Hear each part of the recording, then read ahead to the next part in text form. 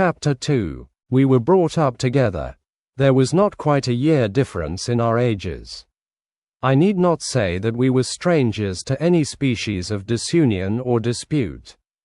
Harmony was the soul of our companionship, and the diversity and contrast that subsisted in our characters drew us nearer together. Elizabeth was of a calmer and more concentrated disposition. But, with all my ardor, I was capable of a more intense application and was more deeply smitten with the thirst for knowledge. She busied herself with following the aerial creations of the poets, and in the majestic and wondrous scenes which surrounded our Swiss home, the sublime shapes of the mountains, the changes of the seasons, tempest and calm, the silence of winter, and the life and turbulence of our alpine summers, she found ample scope for admiration and delight. While my companion contemplated with a serious and satisfied spirit the magnificent appearances of things, I delighted in investigating their causes. The world was to me a secret which I desired to divine. Curiosity, earnest research to learn the hidden laws of nature, gladness akin to rapture, as they were unfolded to me, are among the earliest sensations I can remember. On the birth of a second son, my junior by 7 years, my parents gave up entirely their wandering life and fixed themselves in their native country.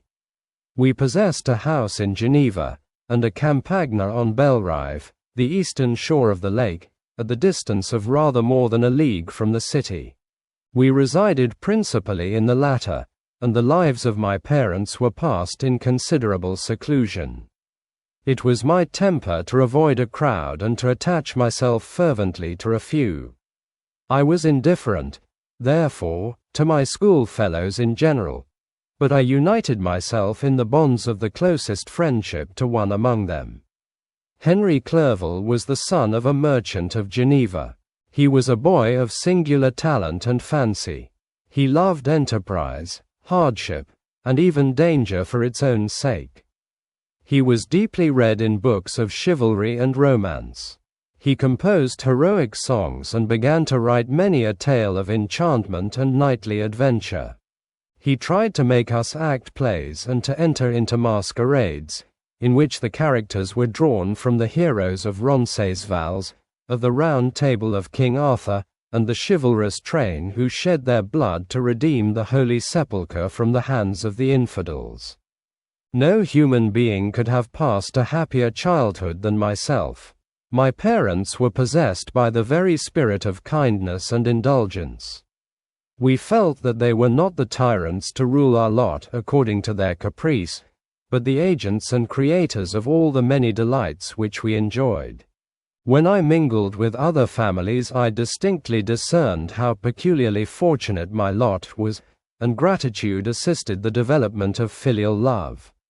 My temper was sometimes violent, and my passions vehement, but by some law in my temperature they were turned not towards childish pursuits, but to an eager desire to learn, and not to learn all things indiscriminately. I confess that neither the structure of languages, nor the code of governments, nor the politics of various states possessed attractions for me. It was the secrets of heaven and earth that I desired to learn, and whether it was the outward substance of things or the inner spirit of nature and the mysterious soul of man that occupied me, still my inquiries were directed to the metaphysical, or in its highest sense, the physical secrets of the world. Meanwhile Clerval occupied himself, so to speak, with the moral relations of things. The busy stage of life, the virtues of heroes, and the actions of men were his theme, and his hope and his dream was to become one among those whose names are recorded in story as the gallant and adventurous benefactors of our species. The saintly soul of Elizabeth shone like a shrine-dedicated lamp in our peaceful home. Her sympathy was ours. Her smile, her soft voice, the sweet glance of her celestial eyes, were ever there to bless and animate us. She was the living spirit of love to soften and attract. I might have become sullen in my study, rough through the ardor of my nature, but that she was there to subdue me to a semblance of her own gentleness. And Clerval, could aught ill entrench on the noble spirit of Clerval? Yet he might not have been so perfectly humane, so thoughtful in his generosity, so full of kindness and tenderness amidst his passion for adventurous exploit, had she not unfolded to him the real loveliness of beneficence and made the doing good the end and aim of his soaring ambition. I feel exquisite pleasure in dwelling on the recollections of childhood, before misfortune had tainted my mind and changed its bright visions of extensive usefulness into gloomy and narrow reflections upon self. Besides, in drawing the picture of my early days, I also record those events which led, by insensible steps, to my after-tale of misery, for when I would account to myself for the birth of that passion which afterwards ruled my destiny, I find it arise, like a mountain river, from ignoble and almost forgotten sources, but, swelling as it proceeded, it became the torrent which, in its course, has swept away all my hopes and joys. Natural philosophy is the genius that has regulated my fate. I desire, therefore, in this narration, to state those facts which led to my predilection for that science. When I was 13 years of age, we all went on a party of pleasure to the baths near Thonan. The inclemency of the weather obliged us to remain a day confined to the inn. In this house I chanced to find a volume of the works of Cornelius Agrippa. I opened it with apathy. The theory which he attempts to demonstrate and the wonderful facts which he relates soon changed this feeling into enthusiasm. A new light seemed to dawn upon my mind, and bounding with joy, I communicated my discovery to my father. My father looked carelessly at the title page of my book and said, "Ah, Cornelius Agrippa, my dear Victor, do not waste your time upon this. It is sad trash." If, instead of this remark, my father had taken the pains to explain to me that the principles of Agrippa had been entirely exploded and that a modern system of science had been introduced which possessed much greater powers than the ancient, because the powers of the latter were chimerical, while those of the former were real and practical, under such circumstances I should certainly have thrown Agrippa aside and have contented my imagination, warmed as it was, by returning with greater ardor to my former studies. It is even possible that the train of my ideas would never have received the fatal impulse that led to my ruin. But the cursory glance my father had taken of my volume by no means assured me that he was acquainted with its contents, and I continued to read with the greatest avidity. When I returned home, my first care was to procure the whole works of this author, and afterwards of Paracelsus and Albertus Magnus. I read and studied the wild fancies of these writers with delight. They appeared to me treasures known to few besides myself. I have described myself as always having been imbued with a fervent longing to penetrate the secrets of nature. In spite of the intense labor and wonderful discoveries of modern philosophers, I always came from my studies discontented and unsatisfied.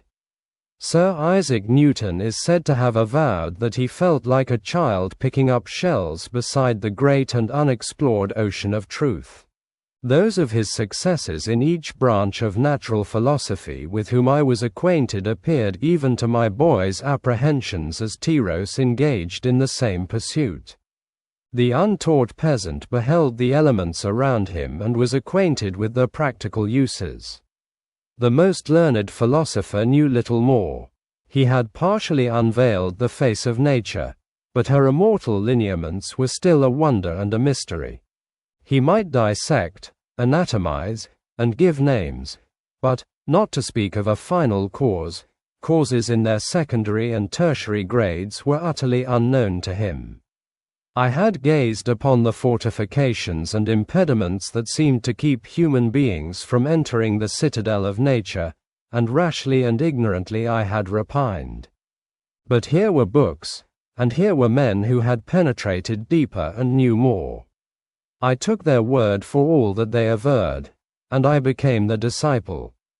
It may appear strange that such should arise in the 18th century, but while I followed the routine of education in the schools of Geneva, I was, to a great degree, self-taught with regard to my favorite studies. My father was not scientific, and I was left to struggle with a child's blindness, added to a student's thirst for knowledge. Under the guidance of my new preceptors, I entered with the greatest diligence into the search of the philosopher's stone and the elixir of life, but the latter soon obtained my undivided attention. Wealth was an inferior object, but what glory would attend the discovery if I could banish disease from the human frame and render man invulnerable to any but a violent death? Nor were these my only visions. The raising of ghosts or devils was a promise liberally accorded by my favorite authors, the fulfillment of which I most eagerly sought. And if my incantations were always unsuccessful, I attributed the failure rather to my own inexperience and mistake than to a want of skill or fidelity in my instructors. And thus for a time I was occupied by exploded systems, mingling, like an AnNha department, 1,000 contradictory theories and floundering desperately in a very slough of multifarious knowledge, guided by an ardent imagination and childish reasoning, till an accident again changed the current of my ideas. When I was about 15 years old we had retired to our house near Belrive, when we witnessed a most violent and terrible thunderstorm. It advanced from behind the mountains of Jura, and the thunder burst at once with frightful loudness from various quarters of the heavens. I remained, while the storm lasted, watching its progress with curiosity and delight. As I stood at the door, on a sudden I beheld a stream of fire issue from an old and beautiful oak which stood about 20 yards from our house, and so soon as the dazzling light vanished, the oak had disappeared, and nothing remained but a blasted stump. When we visited it the next morning, we found the tree shattered in a singular manner. It was not splintered by the shock, but entirely reduced to thin ribbons of wood. I never beheld anything so utterly destroyed. Before this I was not unacquainted with the more obvious laws of electricity. On this occasion a man of great research in natural philosophy was with us, and excited by this catastrophe, he entered on the explanation of a theory which he had formed on the subject of electricity and galvanism, which was at once new and astonishing to me. All that he said threw greatly into the shade Cornelius Agrippa, Albertus Magnus, and Paracelsus, the lords of my imagination, but by some fatality the overthrow of these men disinclined me to pursue my accustomed studies. It seemed to me as if nothing would or could ever be known. All that had so long engaged my attention suddenly grew despicable. By one of those caprices of the mind which we are perhaps most subject to in early youth, I at once gave up my former occupations, set down natural history and all its progeny as a deformed and abortive creation, and entertained the greatest disdain for a would-be science which could never even step within the threshold of real knowledge. In this mood of mind I betook myself to the mathematics and the branches of study appertaining to that science as being built upon secure foundations, and so worthy of my consideration. Thus strangely are our souls constructed, and by such slight ligaments are we bound to prosperity or ruin. When I look back, it seems to me as if this almost miraculous change of inclination and will was the immediate suggestion of the guardian angel of my life, the last effort made by the spirit of preservation to avert the storm that was even then hanging in the stars and ready to envelop me. Her victory was announced by an unusual tranquility and gladness of soul which followed the relinquishing of my ancient and latterly tormenting studies. It was thus that I was to be taught to associate evil with their prosecution, happiness with their disregard.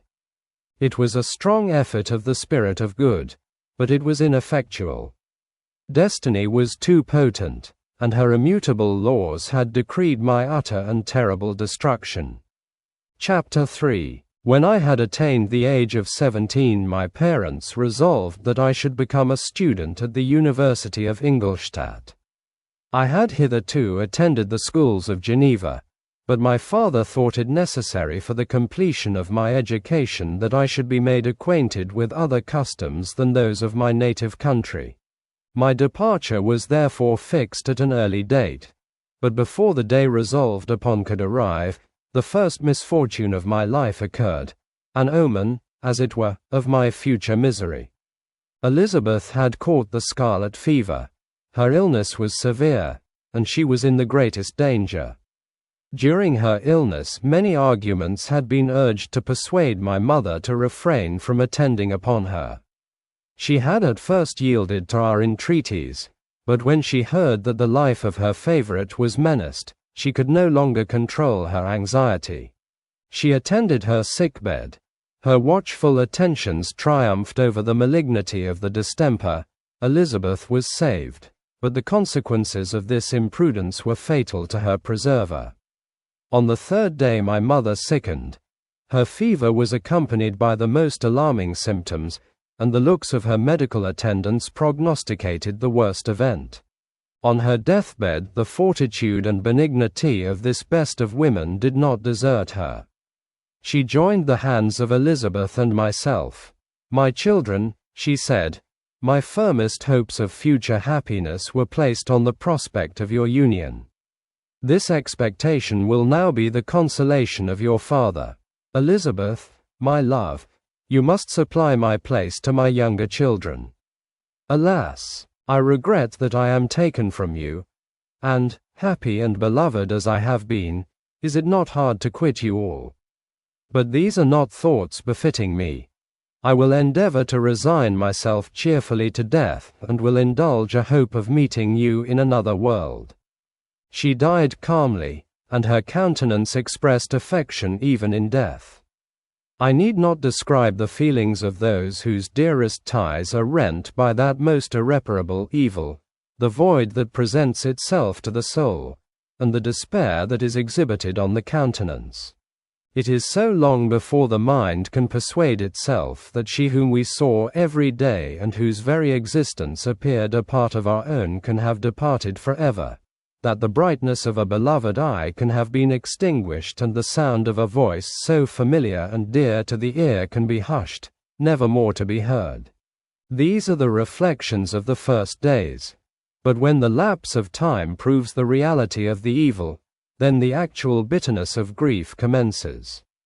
Yet from whom has not that rude hand rent away some dear connection? And why should I describe a sorrow which all have felt, and must feel? The time at length arrives when grief is rather an indulgence than a necessity, and the smile that plays upon the lips, although it may be deemed a sacrilege, is not banished. My mother was dead, but we had still duties which we ought to perform. We must continue our course with the rest and learn to think ourselves fortunate whilst one remains whom the spoiler has not seized. My departure for Ingolstadt, which had been deferred by these events, was now again determined upon. I obtained from my father a respite of some weeks. It appeared to me sacrilege so soon to leave the repose, akin to death, of the house of mourning and to rush into the thick of life. I was new to sorrow, but it did not the less alarm me. I was unwilling to quit the sight of those that remained to me, and above all, I desired to see my sweet Elizabeth in some degree consoled. She indeed veiled her grief and strove to act the comforter to us all. She looked steadily on life and assumed its duties with courage and zeal. She devoted herself to those whom she had been taught to call her uncle and cousins. Never was she so enchanting as at this time, when she recalled the sunshine of her smiles and spent them upon us. She forgot even her own regret in her endeavors to make us forget. The day of my departure at length arrived. Clerval spent the last evening with us. He had endeavored to persuade his father to permit him to accompany me and to become my fellow student, but in vain. His father was a narrow-minded trader and saw idleness and ruin in the aspirations and ambition of his son. Henry deeply felt the misfortune of being debarred from a liberal education. He said little, but when he spoke I read in his kindling eye and in his animated glance a restrained, but firm resolve not to be chained to the miserable details of commerce. We sat late. We could not tear ourselves away from each other nor persuade ourselves to say the word, farewell. It was said, and we retired under the pretense of seeking repose, each fancying that the other was deceived. But when at morning's dawn I descended to the carriage which was to convey me away, they were all there, my father again to bless me, Clerval to press my hand once more, my Elizabeth to renew her entreaties that I would write often and to bestow the last feminine attentions on her playmate and friend. I threw myself into the chaise that was to convey me away and indulged in the most melancholy reflections. I, who had ever been surrounded by amiable companions, continually engaged in endeavoring to bestow mutual pleasure, I was now alone. In the university whither I was going I must form my own friends and be my own protector. My life had hitherto been remarkably secluded and domestic, and this had given me invincible repugnance to new countenances. I loved my brothers, Elizabeth, and Clerval. These were old familiar faces, but I believed myself totally unfitted for the company of strangers. Such were my reflections as I commenced my journey, but as I proceeded, my spirits and hopes rose. I ardently desired the acquisition of knowledge. I had often, when at home, thought it hard to remain during my youth cooped up in one place and had longed to enter the world and take my station among other human beings. Now my desires were complied with, and it would, indeed, have been folly to repent. I had sufficient leisure for these and many other reflections during my journey to Ingolstadt, which was long and fatiguing.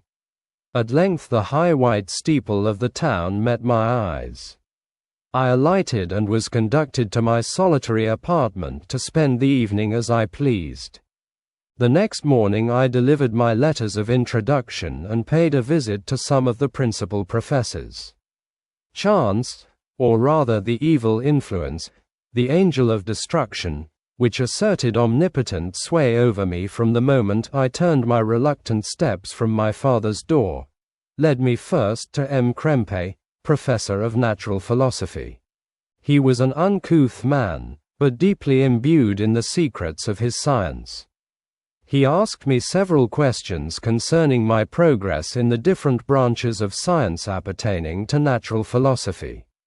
I replied carelessly, and partly in contempt, mentioned the names of my alchemists as the principal authors I had studied. The professor stared. "Have you," he said, "really spent your time in studying such nonsense?" I replied in the affirmative. "Every minute," continued M. Krempe with warmth, "every instant that you have wasted on those books is utterly and entirely lost. You have burdened your memory with exploded systems and useless names. Good God, in what desert land have you lived, where no one was kind enough to inform you that these fancies which you have so greedily imbibed are 1,000 years old and as musty as they are ancient? I little expected, in this enlightened and scientific age, to find a disciple of Albertus Magnus and Paracelsus. My dear sir, you must begin your studies entirely anew." So saying, he stepped aside and wrote down a list of several books treating of natural philosophy which he desired me to procure, and dismissed me after mentioning that in the beginning of the following week he intended to commence a course of lectures upon natural philosophy in its general relations, and that M. Waldman, a fellow professor, would lecture upon chemistry the alternate days that he omitted. I returned home not disappointed, for I have said that I had long considered those authors useless whom the professor reprobated, but I returned not at all the more inclined to recur to these studies in any shape. M. Krempe was a little squat man with a gruff voice and a repulsive countenance.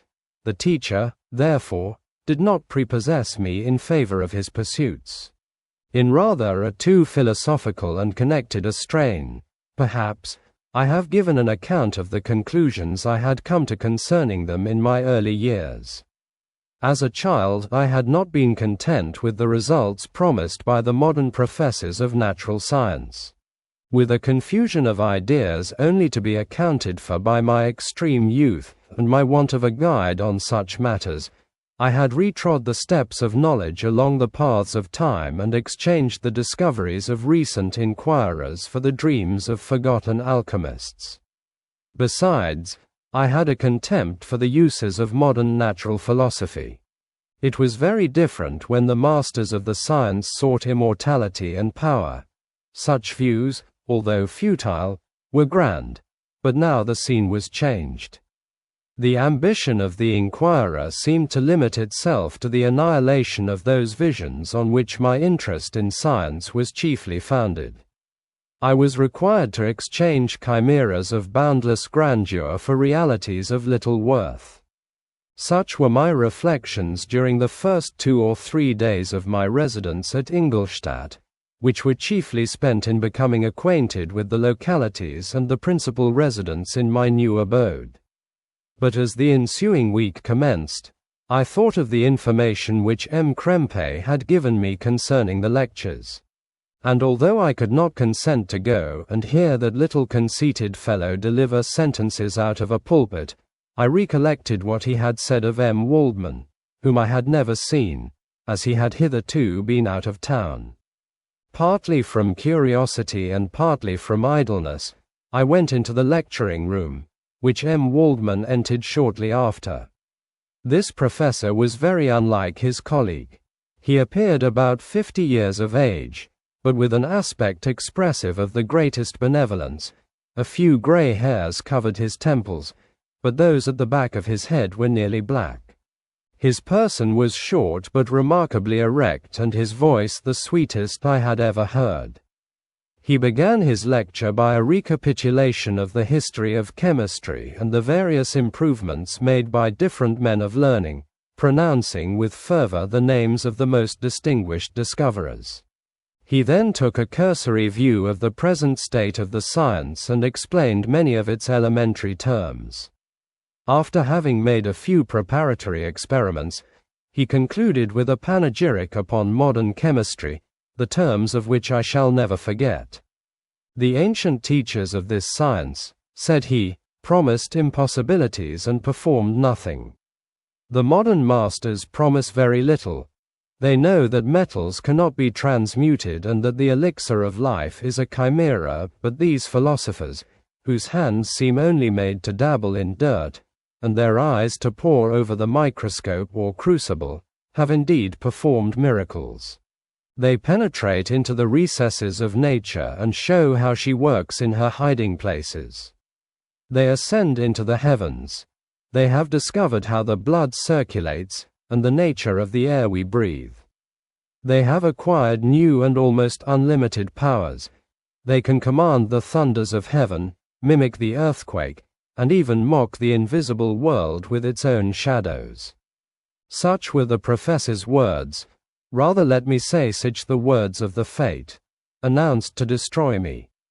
As he went on I felt as if my soul were grappling with a palpable enemy. One by one the various keys were touched which formed the mechanism of my being. Chord after chord was sounded, and soon my mind was filled with one thought, one conception, one purpose.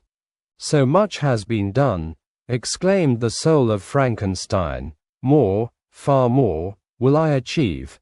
Treading in the steps already marked, I will pioneer a new way, explore unknown powers, and unfold to the world the deepest mysteries of creation. I closed not my eyes that night. My internal being was in a state of insurrection and turmoil. I felt that order would thence arise, but I had no power to produce it. By degrees, after the morning's dawn, sleep came. I awoke, and my yesternight's thoughts were as a dream. There only remained a resolution to return to my ancient studies and to devote myself to a science for which I believed myself to possess a natural talent. On the same day I paid M. Waldman a visit. His manners in private were even more mild and attractive than in public, for there was a certain dignity in his mien during his lecture which in his own house was replaced by the greatest affability and kindness. I gave him pretty nearly the same account of my former pursuits as I had given to his fellow professor. He heard with attention the little narration concerning my studies and smiled at the names of Cornelius Agrippa and Paracelsus, but without the contempt that M. Krempe had exhibited. He said that these were men to whose indefatigable zeal modern philosophers were indebted for most of the foundations of their knowledge. They had left to us, as an easier task, to give new names and arrange in connected classifications the facts which they in a great degree had been the instruments of bringing to light. The labors of men of genius, however erroneously directed, scarcely ever fail in ultimately turning to the solid advantage of mankind. I listened to his statement, which was delivered without any presumption or affectation, and then added that his lecture had removed my prejudices against modern chemists. I expressed myself in measured terms, with the modesty and deference due from a youth to his instructor, without letting escape. Inexperience in life would have made me ashamed any of the enthusiasm which stimulated my intended labors. I requested his advice concerning the books I ought to procure. I am happy, said M. Waldman, to have gained a disciple, and if your application equals your ability, I have no doubt of your success. Chemistry is that branch of natural philosophy in which the greatest improvements have been and may be made. It is on that account that I have made it my peculiar study, but at the same time, I have not neglected the other branches of science. A man would make but a very sorry chemist if he attended to that department of human knowledge alone. If your wish is to become really a man of science and not merely a petty experimentalist, I should advise you to apply to every branch of natural philosophy, including mathematics. He then took me into his laboratory and explained to me the uses of his various machines, instructing me as to what I ought to procure and promising me the use of his own when I should have advanced far enough in the science not to derange their mechanism. He also gave me the list of books which I had requested, and I took my leave. Thus ended a day memorable to me. It decided my future destiny. Chapter 4. From this day natural philosophy, and particularly chemistry, in the most comprehensive sense of the term, became nearly my sole occupation. I read with ardor those works, so full of genius and discrimination, which modern inquirers have written on these subjects. I attended the lectures and cultivated the acquaintance of the men of science of the university, and I found even in M. Krempe a great deal of sound sense and real information, combined, it is true, with a repulsive physiognomy and manners, but not on that account the less valuable. In M. Waldman I found a true friend. His gentleness was never tinged by dogmatism, and his instructions were given with an air of frankness and good nature that banished every idea of pedantry. In 1,000 ways he smoothed for me the path of knowledge and made the most abstruse inquiries clear and facile to my apprehension. My application was at first fluctuating and uncertain. It gained strength as I proceeded and soon became so ardent and eager that the stars often disappeared in the light of morning whilst I was yet engaged in my laboratory. As I applied so closely, it may be easily conceived that my progress was rapid. My ardor was indeed the astonishment of the students, and my proficiency that of the masters. Professor Krempe often asked me, with a sly smile, how Cornelius Agrippa went on, whilst M. Waldman expressed the most heartfelt exultation in my progress. 2 years passed in this manner, during which I paid no visit to Geneva, but was engaged, heart and soul, in the pursuit of some discoveries which I hoped to make.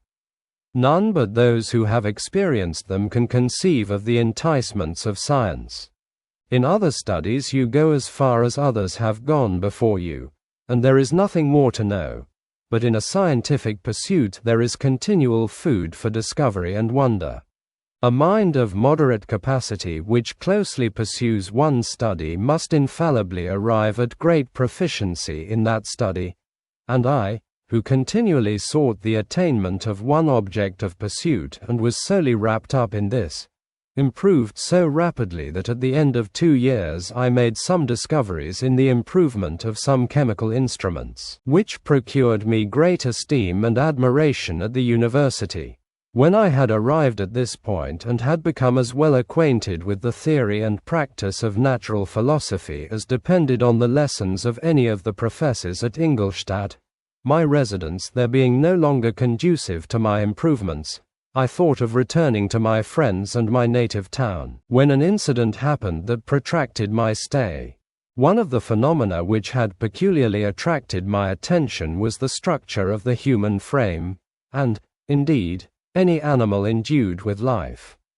Whence, I often asked myself, did the principle of life proceed?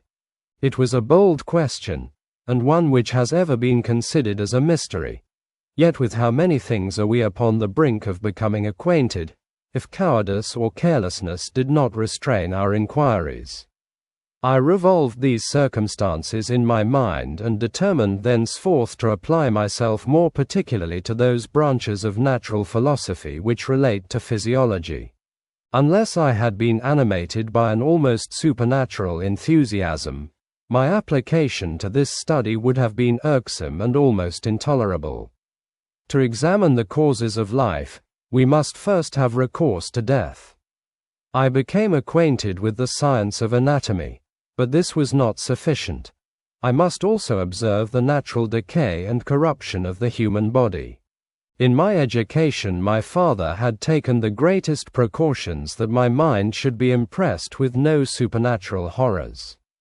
I do not ever remember to have trembled at a tale of superstition or to have feared the apparition of a spirit.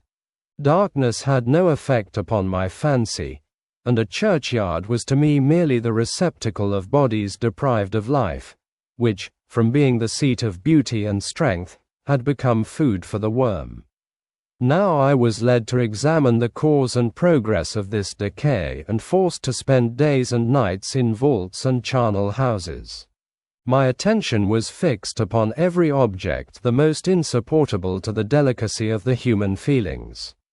I saw how the fine form of man was degraded and wasted.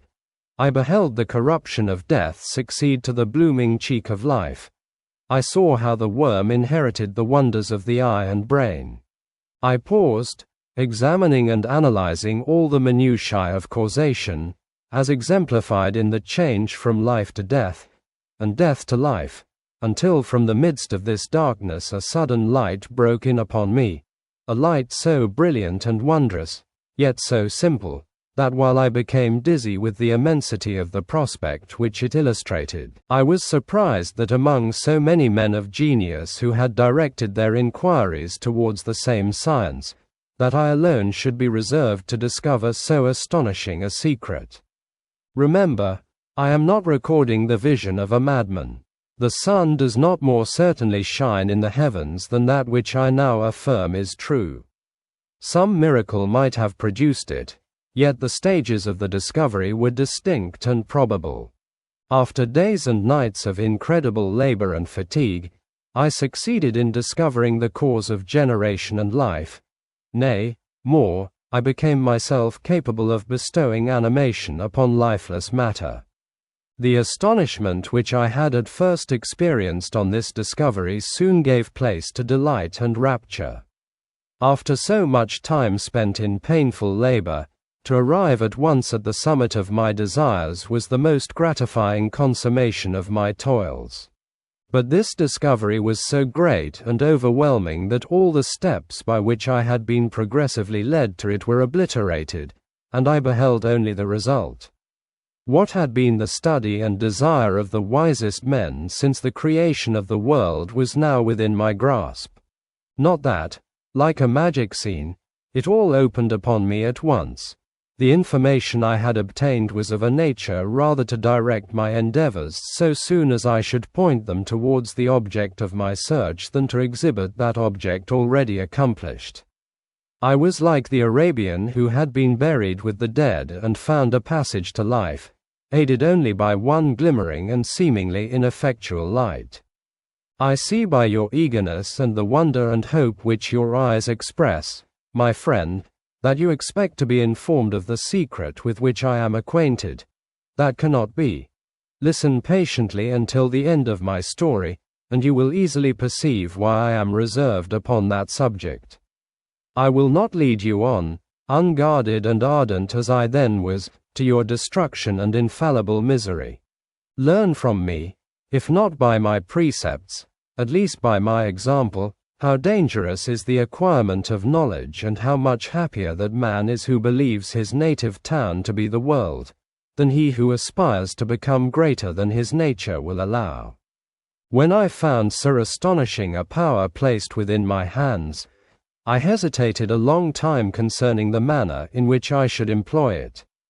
Although I possessed the capacity of bestowing animation, yet to prepare a frame for the reception of it, with all its intricacies of fibers, muscles, and veins, still remained a work of inconceivable difficulty and labor. I doubted at first whether I should attempt the creation of a being like myself, or one of simpler organization, but my imagination was too much exalted by my first success to permit me to doubt of my ability to give life to an animal as complex and wonderful as man. The materials at present within my command hardly appeared adequate to so arduous an undertaking, but I doubted not that I should ultimately succeed. I prepared myself for a multitude of reverses. My operations might be incessantly baffled, and at last my work be imperfect. Yet when I considered the improvement which every day takes place in science and mechanics, I was encouraged to hope my present attempts would at least lay the foundations of future success. Nor could I consider the magnitude and complexity of my plan as any argument of its impracticability. It was with these feelings that I began the creation of a human being. As the minuteness of the parts formed a great hindrance to my speed, I resolved, contrary to my first intention, to make the being of a gigantic stature, that is to say, about 8 feet in height, and proportionably large. After having formed this determination and having spent some months in successfully collecting and arranging my materials, I began. No one can conceive the variety of feelings which bore me onwards, like a hurricane, in the first enthusiasm of success. Life and death appeared to me ideal bounds, which I should first break through, and pour a torrent of light into our dark world. A new species would bless me as its creator and source. Many happy and excellent natures would owe their being to me. No father could claim the gratitude of his child so completely as I should deserve theirs. Pursuing these reflections, I thought that if I could bestow animation upon lifeless matter, I might in process of time, although I now found it impossible, renew life where death had apparently devoted the body to corruption. These thoughts supported my spirits, while I pursued my undertaking with unremitting ardor. My cheek had grown pale with study, and my person had become emaciated with confinement. Sometimes, on the very brink of certainty, I failed. Yet still I clung to the hope which the next day or the next hour might realize. One secret which I alone possessed was the hope to which I had dedicated myself. And the moon gazed on my midnight labors, while, with unrelaxed and breathless eagerness, I pursued nature to her hiding places. Who shall conceive the horrors of my secret toil as I dabbled among the unhallowed damps of the grave or tortured the living animal to animate the lifeless clay? My limbs now tremble, and my eyes swim with the remembrance. But then a resistless and almost frantic impulse urged me forward. I seemed to have lost all soul or sensation but for this one pursuit. It was indeed but a passing trance, that only made me feel with renewed acuteness so soon as, the unnatural stimulus ceasing to operate, I had returned to my old habits. I collected bones from charnel houses and disturbed, with profane fingers, the tremendous secrets of the human frame. In a solitary chamber, or rather cell, at the top of the house, and separated from all the other apartments by a gallery and staircase, I kept my workshop of filthy creation. My eyeballs were starting from their sockets in attending to the details of my employment. The dissecting room and the slaughterhouse furnished many of my materials, and often did my human nature turn with loathing from my occupation, whilst, still urged on by an eagerness which perpetually increased, I brought my work near to a conclusion. The summer months passed while I was thus engaged, heart and soul, in one pursuit. It was a most beautiful season. Never did the fields bestow a more plentiful harvest or the vines yield a more luxuriant vintage, but my eyes were insensible to the charms of nature. And the same feelings which made me neglect the scenes around me caused me also to forget those friends who were so many miles absent, and whom I had not seen for so long a time. I knew my silence disquieted them, and I well remembered the words of my father. I know that while you are pleased with yourself you will think of us with affection, and we shall hear regularly from you. You must pardon me if I regard any interruption in your correspondence as a proof that your other duties are equally neglected. I knew well, therefore, what would be my father's feelings, but I could not tear my thoughts from my employment, loathsome in itself, but which had taken an irresistible hold of my imagination. I wished, as it were, to procrastinate all that related to my feelings of affection until the great object, which swallowed up every habit of my nature, should be completed.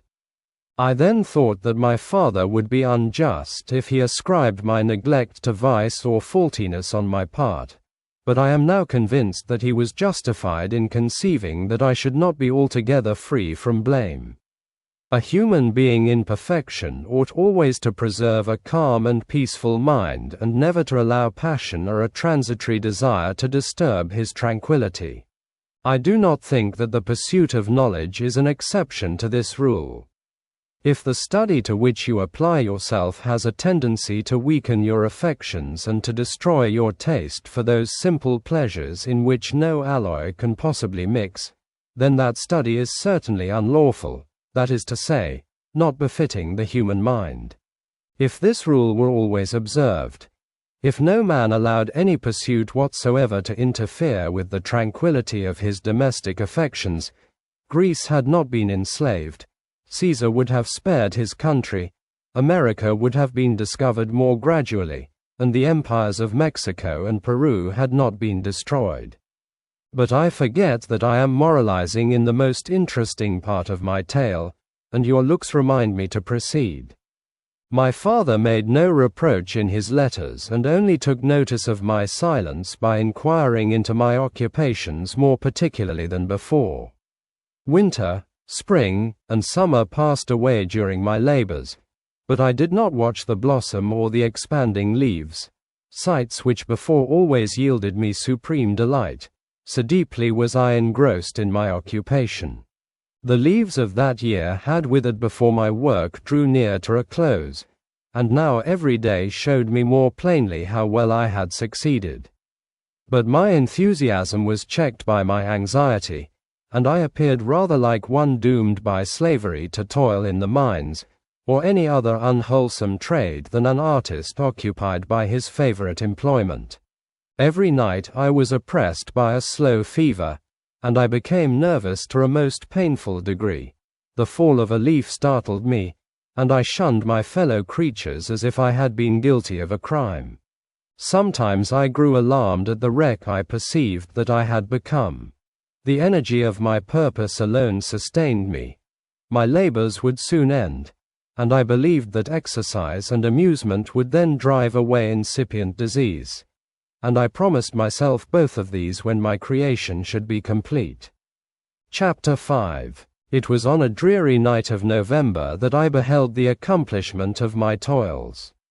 With an anxiety that almost amounted to agony, I collected the instruments of life around me, that I might infuse a spark of being into the lifeless thing that lay at my feet. It was already 1 in the morning, the rain pattered dismally against the panes, and my candle was nearly burnt out, when, by the glimmer of the half-extinguished light, I saw the dull yellow eye of the creature open. It breathed hard, and a convulsive motion agitated its limbs. How can I describe my emotions at this catastrophe, or how delineate the wretch whom with such infinite pains and care I had endeavored to form? His limbs were in proportion, and I had selected his features as beautiful. Beautiful, great God! His yellow skin scarcely covered the work of muscles and arteries beneath. His hair was of a lustrous black, and flowing, his teeth of a pearly whiteness, but these luxuriances only formed a more horrid contrast with his watery eyes, that seemed almost of the same color as the dun white sockets in which they were set, his shriveled complexion and straight black lips. The different accidents of life are not so changeable as the feelings of human nature. I had worked hard for nearly 2 years, for the sole purpose of infusing life into an inanimate body. For this I had deprived myself of rest and health. I had desired it with an ardor that far exceeded moderation. But now that I had finished, the beauty of the dream vanished, and breathless horror and disgust filled my heart.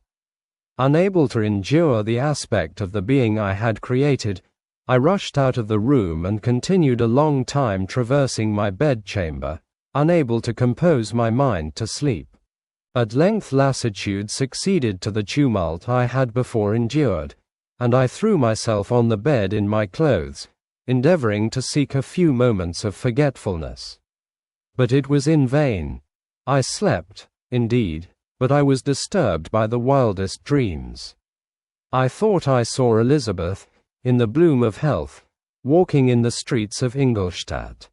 Delighted and surprised, I embraced her, but as I imprinted the first kiss on her lips, they became livid with the hue of death.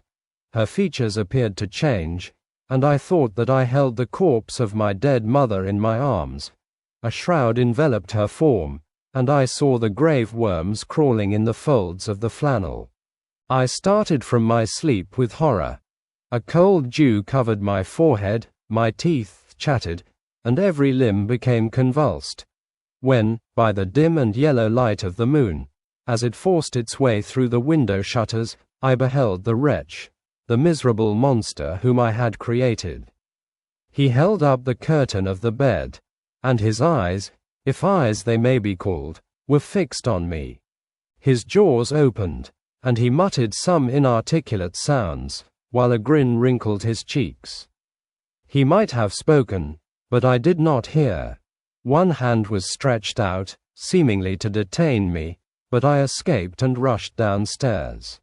I took refuge in the courtyard belonging to the house which I inhabited, where I remained during the rest of the night, walking up and down in the greatest agitation, listening attentively, catching and fearing each sound as if it were to announce the approach of the demoniacal corpse to which I had so miserably given life. Oh, no mortal could support the horror of that countenance. A mummy again endued with animation could not be so hideous as that wretch. I had gazed on him while unfinished. He was ugly then, but when those muscles and joints were rendered capable of motion, it became a thing such as even Dante could not have conceived. I passed the night wretchedly. Sometimes my pulse beat so quickly and hardly that I felt the palpitation of every artery. At others, I nearly sank to the ground through languor and extreme weakness. Mingled with this horror, I felt the bitterness of disappointment. Dreams that had been my food and pleasant rest for so long a space were now become a hell to me, and the change was so rapid, the overthrow so complete. Morning, dismal and wet, at length dawned and discovered to my sleepless and aching eyes the church of Ingolstadt, its white steeple and clock, which indicated the 6th hour.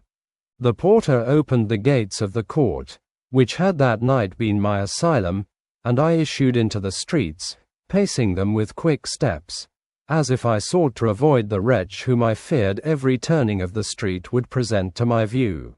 I did not dare return to the apartment which I inhabited, but felt impelled to hurry on, although drenched by the rain which poured from a black and comfortless sky. I continued walking in this manner for some time, endeavoring by bodily exercise to ease the load that weighed upon my mind. I traversed the streets without any clear conception of where I was or what I was doing. My heart palpitated in the sickness of fear, and I hurried on with irregular steps, not daring to look about me. Like one who, on a lonely road, doth walk in fear and dread, and, having once turned round, walks on, and turns no more his head, because he knows a frightful fiend doth close behind him tread. Coleridge's Ancient Mariner. Continuing thus, I came at length opposite to the inn at which the various diligences and carriages usually stopped. Here I paused, I knew not why, but I remained some minutes with my eyes fixed on a coach that was coming towards me from the other end of the street. As it drew nearer I observed that it was the Swiss diligence. It stopped just where I was standing, and on the door being opened, I perceived Henry Clerval, who, on seeing me, instantly sprung out. "My dear Frankenstein," exclaimed he, "how glad I am to see you! How fortunate that you should be here at the very moment of my alighting! Nothing could equal my delight on seeing Clerval. His presence brought back to my thoughts my father, Elizabeth, and all those scenes of home so dear to my recollection. I grasped his hand, and in a moment forgot my horror and misfortune. I felt suddenly, and for the first time during many months, calm and serene joy. I welcomed my friend, therefore, in the most cordial manner, and we walked towards my college. Clerval continued talking for some time about our mutual friends and his own good fortune in being permitted to come to Ingolstadt. "You may easily believe," said he, "how great was the difficulty to persuade my father that all necessary knowledge was not comprised in the noble art of bookkeeping. And, indeed, I believe I left him incredulous to the last, for his constant answer to my unwearied entreaties was the same as that of the Dutch schoolmaster in The Vicar of Wakefield. I have 10,000 florins a year without Greek. I eat heartily without Greek." But his affection for me at length overcame his dislike of learning, and he has permitted me to undertake a voyage of discovery to the land of knowledge. It gives me the greatest delight to see you. But tell me how you left my father, brothers, and Elizabeth. "Very well, and very happy, only a little uneasy that they hear from you so seldom. By the by, I mean to lecture you a little upon their account myself. But, my dear Frankenstein," continued he, stopping short and gazing full in my face, "I did not before remark how very ill you appear. So thin and pale. You look as if you had been watching for several nights." "You have guessed right. I have lately been so deeply engaged in one occupation that I have not allowed myself sufficient rest, as you see. But I hope, I sincerely hope, that all these employments are now at an end and that I am at length free." I trembled excessively. I could not endure to think of, and far less to allude to, the occurrences of the preceding night. I walked with a quick pace, and we soon arrived at my college. I then reflected, and the thought made me shiver, that the creature whom I had left in my apartment might still be there, alive and walking about. I dreaded to behold this monster, but I feared still more that Henry should see him. Entreating him, therefore, to remain a few minutes at the bottom of the stairs, I darted up towards my own room. My hand was already on the lock of the door before I recollected myself. I then paused, and a cold shivering came over me. I threw the door forcibly open, as children are accustomed to do when they expect a spectre to stand in waiting for them on the other side, but nothing appeared. I stepped fearfully in. The apartment was empty, and my bedroom was also freed from its hideous guest. I could hardly believe that so great a good fortune could have befallen me, but when I became assured that my enemy had indeed fled, I clapped my hands for joy and ran down to Clerval. We ascended into my room, and the servant presently brought breakfast, but I was unable to contain myself. It was not joy only that possessed me. I felt my flesh tingle with excessive sensitiveness, and my pulse beat rapidly. I was unable to remain for a single instant in the same place. I jumped over the chairs, clapped my hands, and laughed aloud. Clerval at first attributed my unusual spirits to joy on his arrival, but when he observed me more attentively, he saw a wildness in my eyes for which he could not account, and my loud, unrestrained, heartless laughter frightened and astonished him. "My dear Victor," cried he, "what, for God's sake, is the matter? Do not laugh in that manner. How ill you are! What is the cause of all this?" "Do not ask me," cried I, putting my hands before my eyes, for I thought I saw the dreaded spectre glide into the room. "He can tell. Oh, save me, save me!" I imagined that the monster seized me. I struggled furiously and fell down in a fit. Poor Clerval, what must have been his feelings? A meeting, which he anticipated with such joy, so strangely turned to bitterness. But I was not the witness of his grief, for I was lifeless and did not recover my senses for a long, long time. This was the commencement of a nervous fever which confined me for several months. During all that time Henry was my only nurse. I afterwards learned that, knowing my father's advanced age and unfitness for so long a journey, and how wretched my sickness would make Elizabeth, he spared him this grief by concealing the extent of my disorder. He knew that I could not have a more kind and attentive nurse than himself, and, firm in the hope he felt of my recovery, he did not doubt that, instead of doing harm, he performed the kindest action that he could towards them. But I was in reality very ill, and surely nothing but the unbounded and unremitting attentions of my friend could have restored me to life. The form of the monster on whom I had bestowed existence was forever before my eyes, and I raved incessantly concerning him. Doubtless my words surprised Henry. He at first believed them to be the wanderings of my disturbed imagination, but the pertinacity with which I continually recurred to the same subject persuaded him that my disorder indeed owed its origin to some uncommon and terrible event. By very slow degrees, and with frequent relapses that alarmed and grieved my friend, I recovered. I remember the first time I became capable of observing outward objects with any kind of pleasure. I perceived that the fallen leaves had disappeared and that the young buds were shooting forth from the trees that shaded my window. It was a divine spring, and the season contributed greatly to my convalescence. I felt also sentiments of joy and affection revive in my bosom. My gloom disappeared, and in a short time I became as cheerful as before I was attacked by the fatal passion. "Dearest Clerval," exclaimed I, "how kind, how very good you are to me. This whole winter, instead of being spent in study, as you promised yourself, has been consumed in my sick room. How shall I ever repay you? I feel the greatest remorse for the disappointment of which I have been the occasion, but you will forgive me.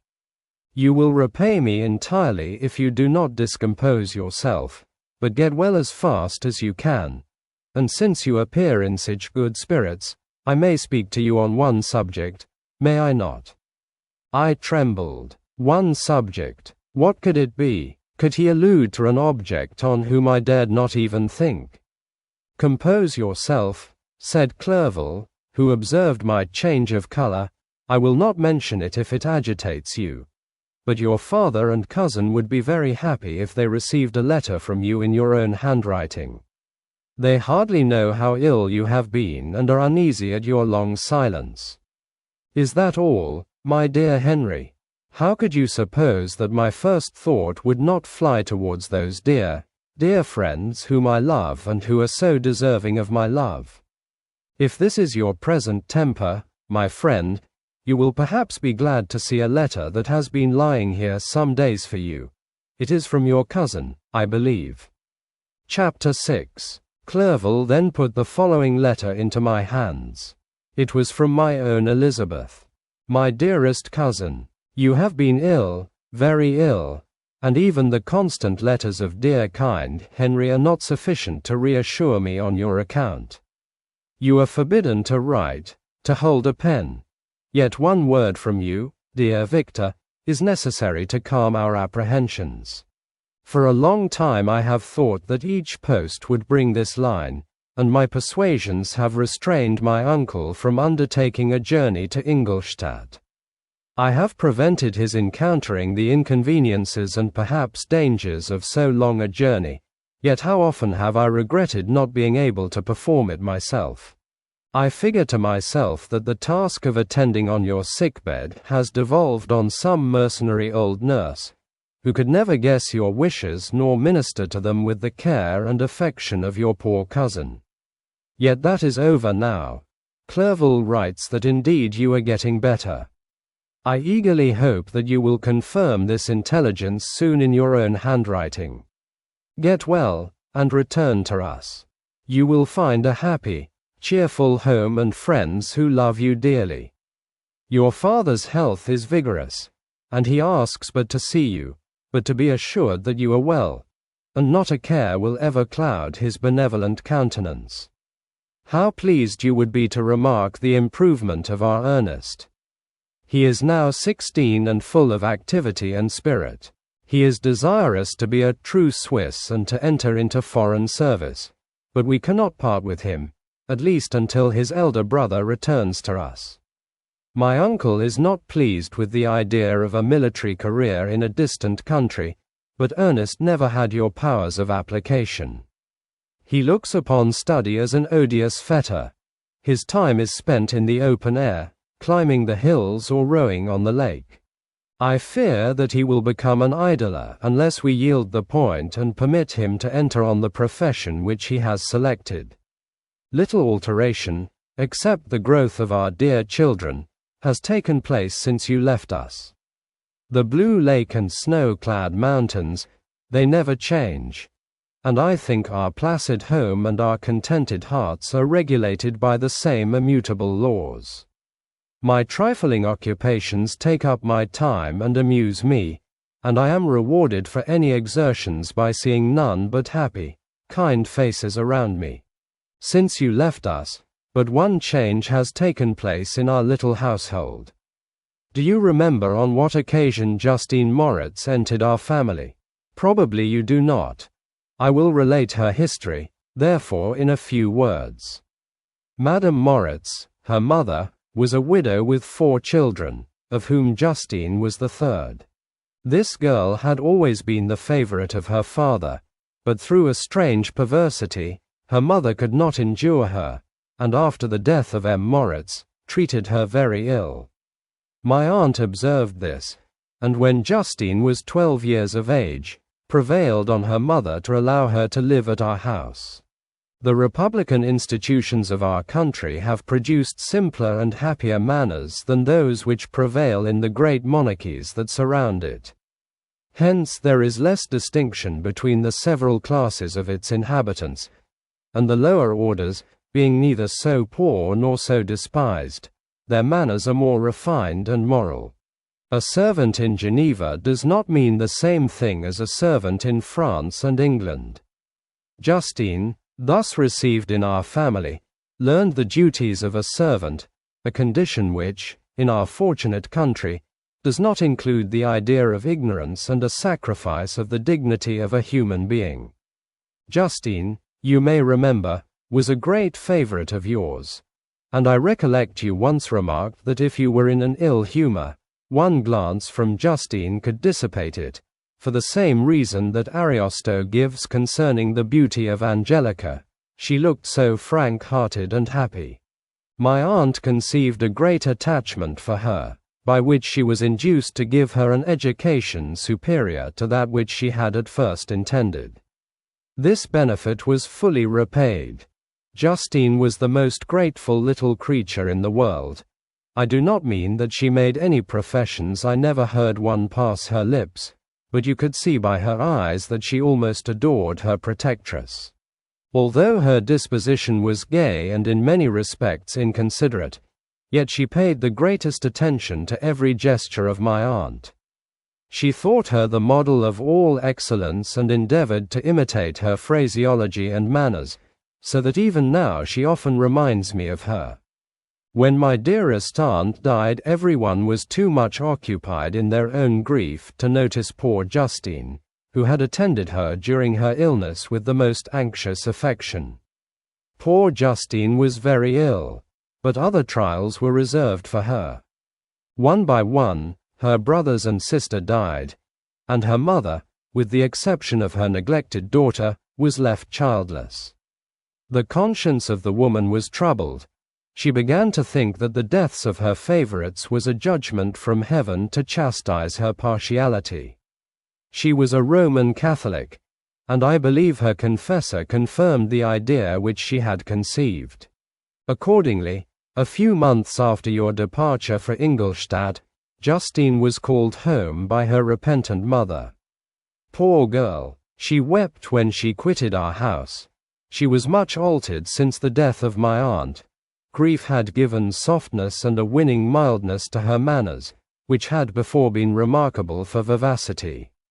Nor was her residence at her mother's house of a nature to restore her gaiety. The poor woman was very vacillating in her repentance. She sometimes begged Justine to forgive her unkindness, but much oftener accused her of having caused the deaths of her brothers and sister. Perpetual fretting at length threw Madame Moritz into a decline, which at first increased her irritability, but she is now at peace forever. She died on the first approach of cold weather, at the beginning of this last winter. Justine has just returned to us, and I assure you I love her tenderly. She is very clever and gentle, and extremely pretty. As I mentioned before, her mien and her expression continually remind me of my dear aunt. I must say also a few words to you, my dear cousin, of little darling William. I wish you could see him. He is very tall of his age, with sweet laughing blue eyes, dark eyelashes, and curling hair. When he smiles, 2 little dimples appear on each cheek, which are rosy with health. He has already had 1 or 2 little wives, but Louisa Biron is his favorite, a pretty little girl of 5 years of age. Now, dear Victor, I dare say you wish to be indulged in a little gossip concerning the good people of Geneva. The pretty Miss Mansfield has already received the congratulatory visits on her approaching marriage with a young Englishman, John Melbourne, esq. Her ugly sister, Manon, married M. Duvillid, the rich banker, last autumn. Your favorite schoolfellow, Louis Manoir, has suffered several misfortunes since the departure of Clerval from Geneva. But he has already recovered his spirits, and is reported to be on the point of marrying a lively pretty Frenchwoman, Madame Tavernier. She is a widow, and much older than Manoir, but she is very much admired, and a favorite with everybody. I have written myself into better spirits, dear cousin, but my anxiety returns upon me as I conclude. Write, dearest Victor, 1 line, 1 word will be a blessing to us. 10,000 thanks to Henry for his kindness, his affection, and his many letters. We are sincerely grateful. Adieu, my cousin, take care of yourself, and, I entreat you, write. Elizabeth Lavenza, Geneva, March 18, 17. Dear Dear Elizabeth, I exclaimed, when I had read her letter, I will write instantly and relieve them from the anxiety they must feel. I wrote, and this exertion greatly fatigued me, but my convalescence had commenced, and proceeded regularly. In another fortnight I was able to leave my chamber. One of my first duties on my recovery was to introduce Clerval to the several professors of the university. In doing this, I underwent a kind of rough usage, ill-befitting the wounds that my mind had sustained.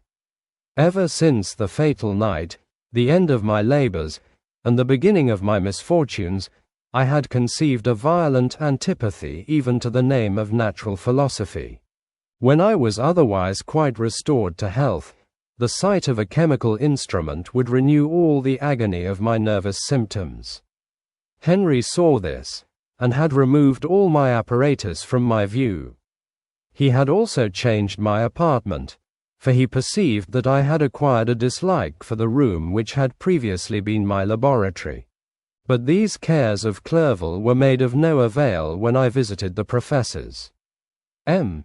Waldman inflicted torture when he praised, with kindness and warmth, the astonishing progress I had made in the sciences.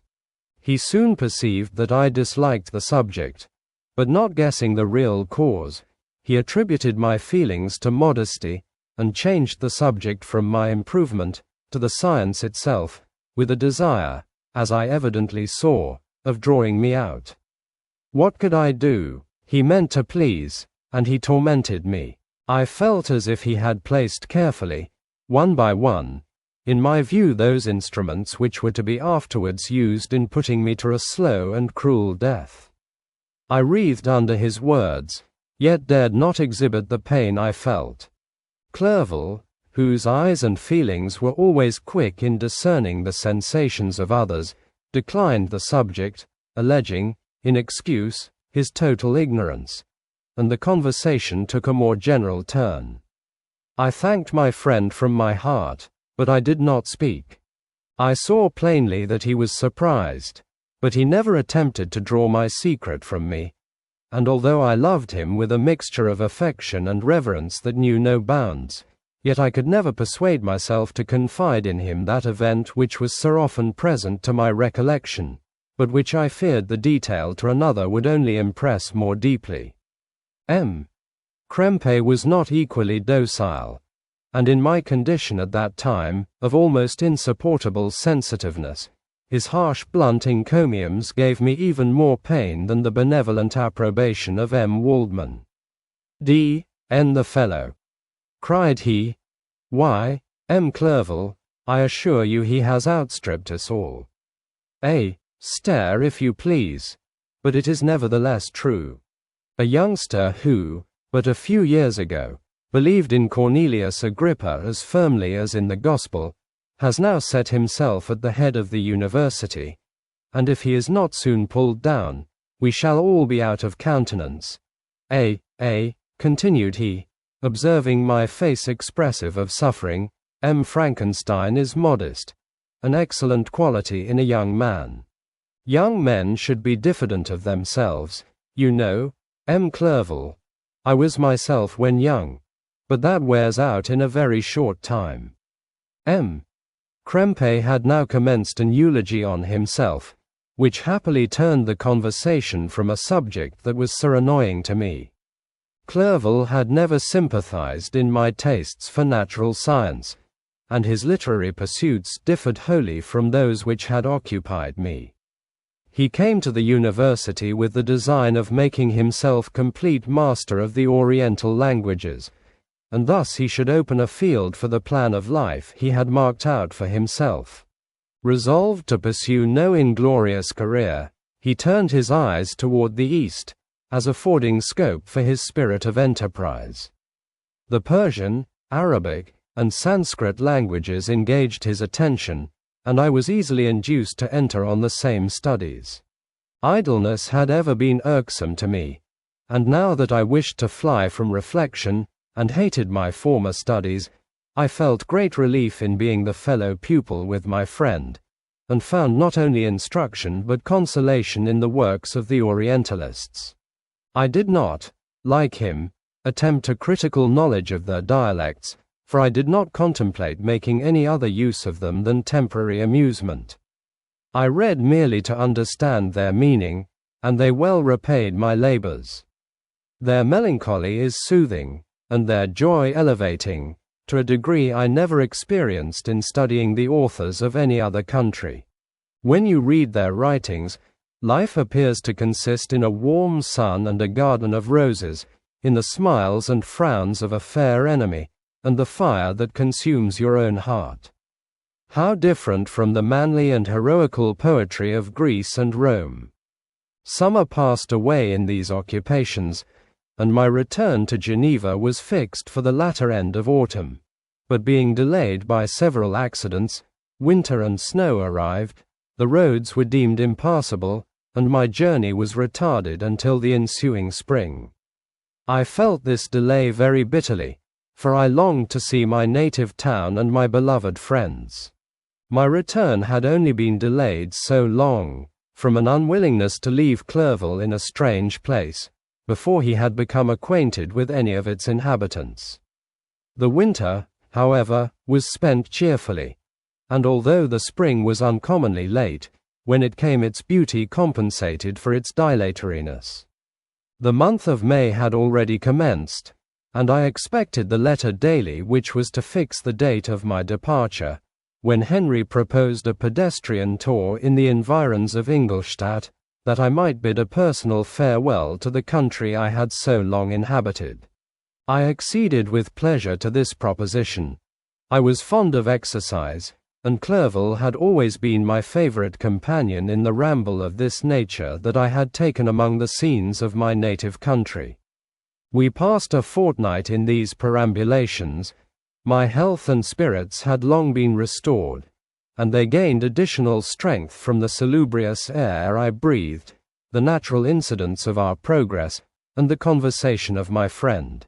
Study had before secluded me from the intercourse of my fellow creatures, and rendered me unsocial, but Clerval called forth the better feelings of my heart. He again taught me to love the aspect of nature, and the cheerful faces of children. Excellent friend, how sincerely you did love me, and endeavor to elevate my mind until it was on a level with your own. A selfish pursuit had cramped and narrowed me, until your gentleness and affection warmed and opened my senses. I became the same happy creature who, a few years ago, loved and beloved by all, had no sorrow or care.